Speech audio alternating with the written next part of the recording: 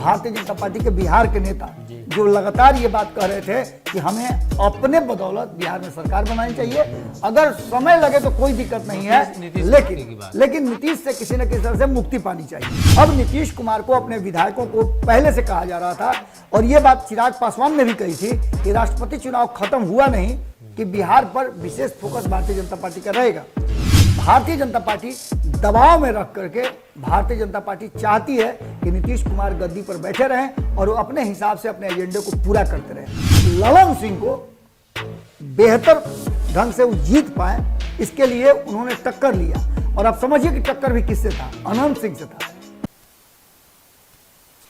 नमस्कार, भारत लाइव देख रहे हैं आप, और ये रातों रात है। आज का रातों रात विशेष है, जहां बिहार की सियासत से जुड़ी हुई वो पहलू लेकर आए हैं जो कहीं ना कहीं कयास लगाए जा रहे थे, और कई बार जदयू के अंदर ये बातें चल रही थी। लेकिन अब तो जदयू में सब कुछ साफ है कि जदयू का सर्वसर्वा नीतीश कुमार कागजी तौर पर और ललन सिंह सामने हैं। ऐसे में आरसीपी सिंह जदयू से अलग थलग पड़ चुके हैं। आरसीपी सिंह बची हुई ताकत को लगा रहे थे, लेकिन उस ताकत को भी सीज करने की कोशिश की जा रही है। आरसीपी सिंह के पास आखिरी दांव था, या यूं कहें तो बची हुई जो उनकी ताकत है, उस ताकत को नीतीश कुमार ने पहले ही सीज किया, और अब ललन सिंह उपेंद्र कुशवाहा मिलकर बड़ा खेला करने जा रहे हैं। उनके पास भी कुछ खुफिया रिपोर्ट मिली होगी, जिसके आधार पर कल पार्टी कार्यालय में एक बड़ी बैठक बुलाई गई। ललन सिंह ने कहा कि ये कोई बड़ी बैठक नहीं है, लेकिन ये बड़ी बैठक है, ये बात हम कह रहे हैं, इसलिए कि इसके पीछे के कई तथ्य हैं जिन पर चर्चा की जाएगी। बाबा सब कुछ बताएंगे विस्तार से कि आखिर ये बैठक आम दिनों वाली बैठक क्यों नहीं थी, ये बैठक इतनी महत्वपूर्ण क्यों थी। बाबा ललन सिंह कल मुलाकात कर रहे थे। पहले तो उन्होंने कहा कि हम अमूमन आते हैं, पहले भी हमने दावा किया है कि जब भी पटना में रहेंगे तो लोगों से मिलेंगे, कार्यकर्ताओं से मिलेंगे, लेकिन अकेले अकेले मिलने वाली बात इस पूरे महीने में आज जो हम लोग बात कर रहे हैं 24 तारीख है, 24 तारीख में ये पहला अवसर है जब ललन सिंह पटना आए हैं जी। ऐसा नहीं है, जब वो आते हैं तो पटना में सभी विधायकों से मिलते हैं, ऐसा भी नहीं है। अलग अलग लोगों से मिलते हैं, लेकिन विधायकों से मिलने का मतलब कुछ अलग होता है। जी जी। क्योंकि विधायकों को विधायी कार्य से मतलब है, उनका जो स्थान है वो सदन में है, विधानसभा में है, और विधानसभा में अगर कुछ ऊपर नीचे हो रहा हो या विधानसभा से जुड़ा कोई मामला हो, तभी विधानसभा के जुड़े हुए जितने भी लोग होते हैं, जितने भी चुने हुए एमएलए होते हैं, उनको बुलाया जाता है और उनके साथ बातचीत होती है। महाराष्ट्र में भी इसी तरह की बात हुई थी जी। महाराष्ट्र में आधे से अधिक विधायकों को जी बुलाया गया था शिंदे के द्वारा, और शिंदे ने जब बुलाया तो उनके साथ क्या हुआ आपको पता है ना जी। गाड़ी पर बैठा और लेकर के चल दिए।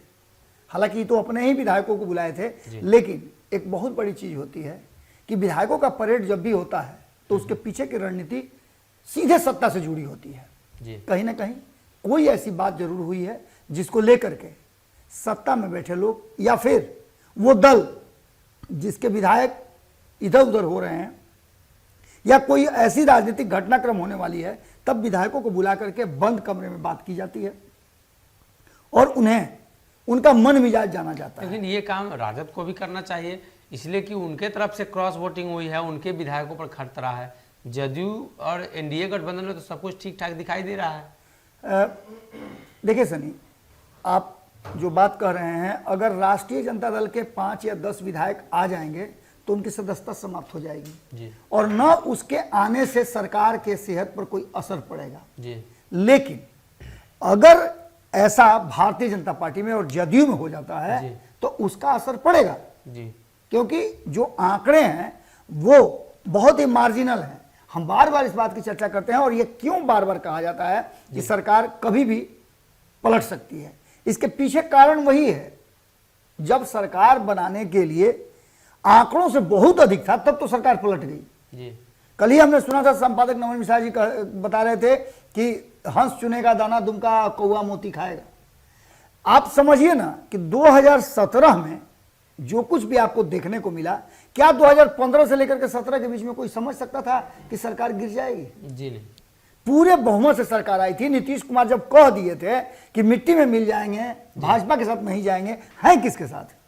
भाजपा के साथ बिल्कुल है। अब ऐसी स्थिति में आप समझिए कि नीतीश कुमार के लिए कितना कष्टकारी होगा जी। जब उनके कुनबे के ऊपर लगातार भारतीय जनता पार्टी हमला कर रही है।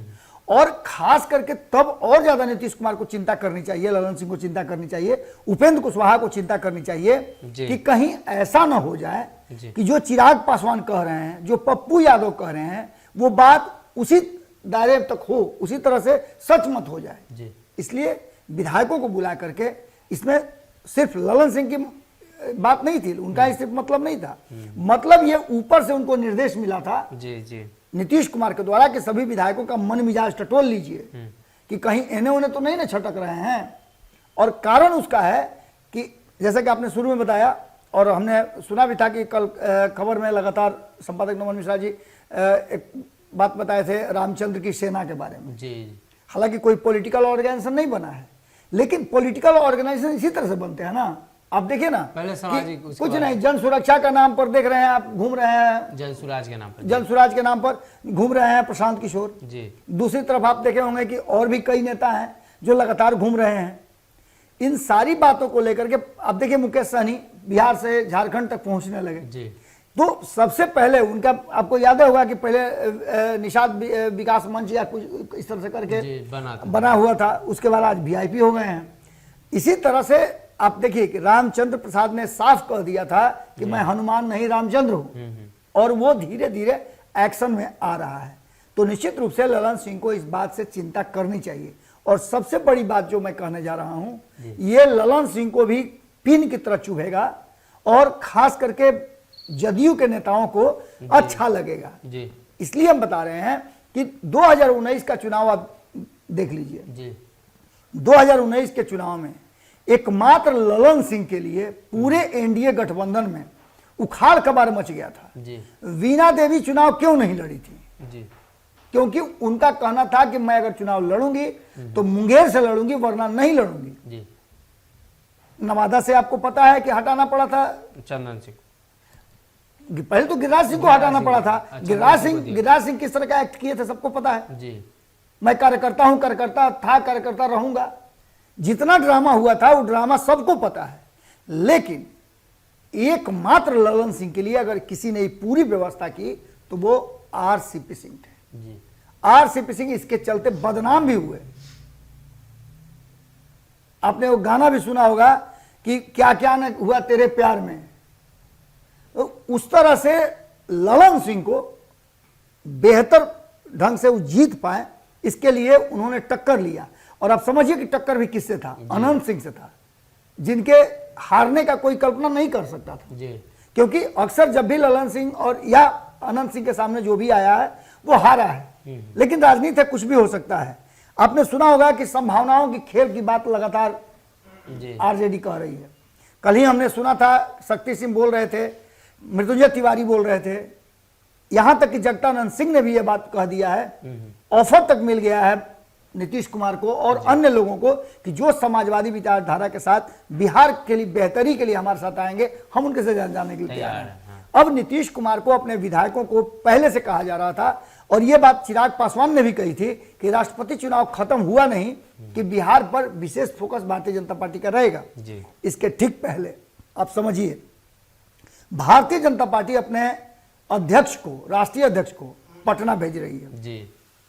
उनके आने से पहले सारा खाका बन के तैयार है, और काफी भीतर ही भीतर, नहीं कहा था कि भीतर भीतर गिल हैं, उस तरह से एकदम भीतर ही भीतर काफी खुश हैं भारतीय जनता पार्टी के बिहार के नेता, जो लगातार ये बात कह रहे थे कि हमें अपने बदौलत बिहार में सरकार बनानी चाहिए। अगर समय लगे तो कोई दिक्कत नहीं है, लेकिन नीतीश से किसी न किसी तरह से मुक्ति पानी चाहिए।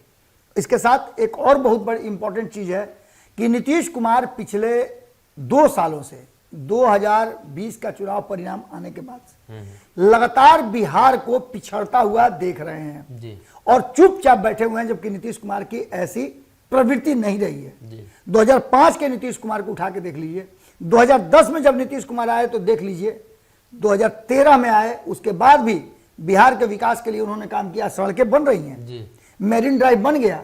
लेकिन जो सबसे बड़ी बात है भूख और बेरोजगारी मिटाने के लिए युवाओं के लिए क्या हुआ? जी वो नहीं, कुछ भी नहीं हुआ। और ऐसी स्थिति में नीतीश कुमार का धीरे धीरे ग्राफ जो है, जैसा कि आरसीपी सिंह ने कहा भी है कि उनका ग्राफ बढ़ना चाहिए था 17 साल में, वो नीचे नीचे खिसक रहा है। और इसके पीछे का कारण आप समझ ही रहे हैं क्या है।